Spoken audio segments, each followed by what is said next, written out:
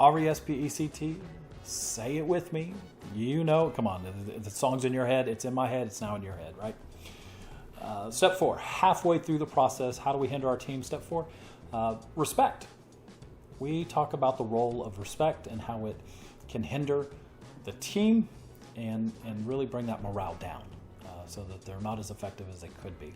And certainly not taking advantage of the successes that we are experiencing elsewhere. So as you're looking at your screen, again, if you don't know why that picture is funny when we start talking about respect,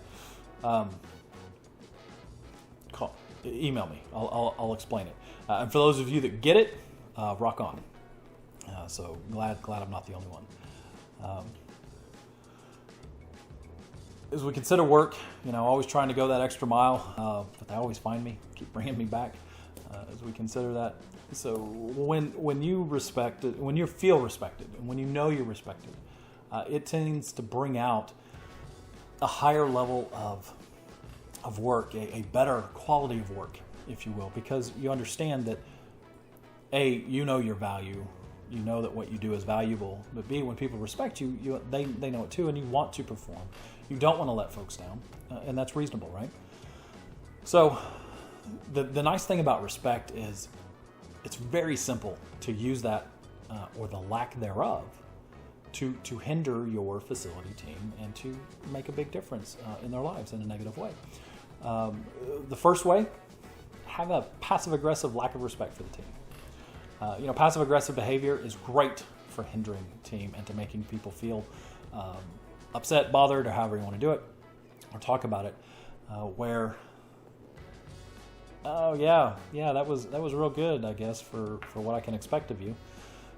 That's a great passive-aggressive compliment, or those backhanded compliments. Be sincere, but not sincere in a good way.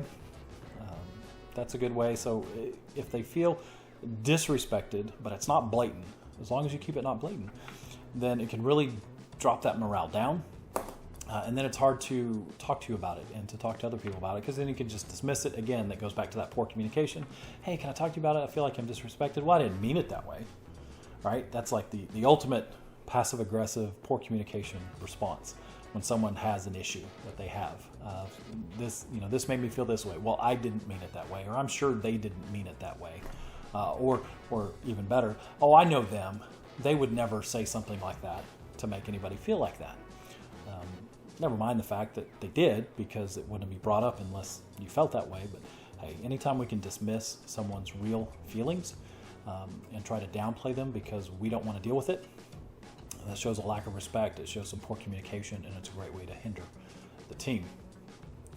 The other way, it's really kind of two-step process, is be passive-aggressive with your lack of respect, but then also make sure the expectations for the facility team are noticeably different than everyone else.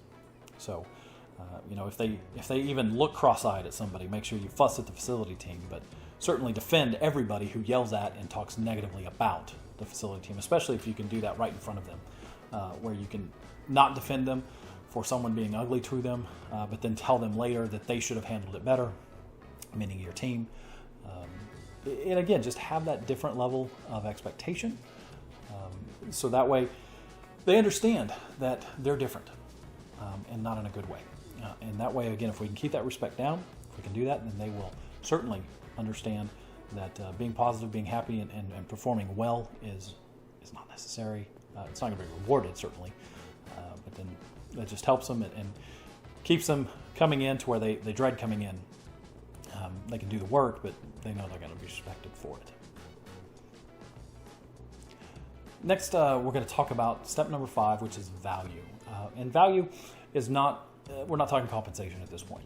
We're talking just the value, the worth of them on the team as part of the team, part of the organization as a whole. As we think about their role, maybe thankless, but if they're willing to give it their all, they just might bring success to those that outlast them, right? And so that maybe that's how you motivate them. Say, hey, your sacrifice will be, great foundation, stepping stones for those that last longer than you do. But as we talk about their value to the team and the organization, how do we use this term, this concept of value to hinder the team? Well, we can subtly, and the key is subtly. If you do this overtly, if you're just in their face about it, then that's something that people can call you on, and they can discuss it. And hey, we're about being subtle, passive aggressive in a lot of this stuff, right? So we can subtly diminish each team member's value. First off, as a person, right? We can treat them, talk to them only about job-related stuff, only as a job, see them only as their, tell them things like, hey, when you walk through that door, leave your personal stuff aside and you're here to work, right?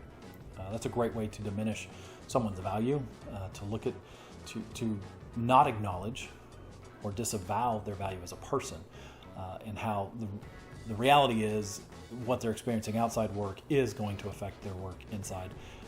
And if we can accommodate that, they would be more successful, they would feel safer, and they could probably deal with those issues better. But again, we want to hinder, so we want to diminish that for each person as a person. Then we can also diminish their value as a member of the organization. And that's the big organization, the organization as a whole. And so we can, not include them in the meetings. And sometimes, some of us would say, hey, if I didn't have to attend the meeting, that'd be awesome, right? But there's some meetings like where we have a meeting and celebrate birthdays. But we never invite the facility team to that meeting, so we never celebrate their birthdays. Or we do a Christmas gift exchange, a Christmas party. We ask the team to set it up, we ask the team to clean it up, but we neglect to invite them to the party because they got other things to do. They got to clean the rest of the building while we're having a party. Or the Christmas gift exchange, or the birthday exchange. Don't include them. Use subtle digs like, well, we don't want that to be a financial burden, or we don't want them to feel like they have to do stuff that other people do. It's a great subtle dig of saying we don't want them to think that they're on the same level as us. So we'll just keep them here. As long as they do their thing, we're happy. And then you can diminish a team member's value as a member of the team, and that's kind of advanced training techniques. But you can do that to where you can subtly and in kind of in a passive aggressive way always compare team members to each other and say, I'm going to have you do this. I wish I could have this other person do it because they're a much better cleaner, but it should be fine. You should be fine. Or, you're a great extra set of hands for the team. You're not a specialist in anything, but, it's good to have you around. Or, wow, you can haul trash like a champ. I'm not sure what else, but hey, you can do that. So again, anything that we can do to minimize their contribution, to imply that they can't do things as well as or as valuable as others, you're good to go. And then here's a bonus tip. It's not the fourth bullet. We're going to say it's a bonus tip when we're considering the fifth step and that of value, which is make sure to never provide opportunities for advancement, right? Don't have advanced slots, don't have team leads, don't have ways that the team can get training, can go to things to learn new things, can be paid to go learn and get better. The goal is to keep them motivated just enough to do what you need them to do, but not motivated to actually be better and maybe move on, and then you have to start the process all over again with somebody else and to get them down to that level that you want them at. So again, that's that bonus. Make sure they never have an opportunity to advance, and that's certainly the bonus way that you can diminish the value that they feel that they have.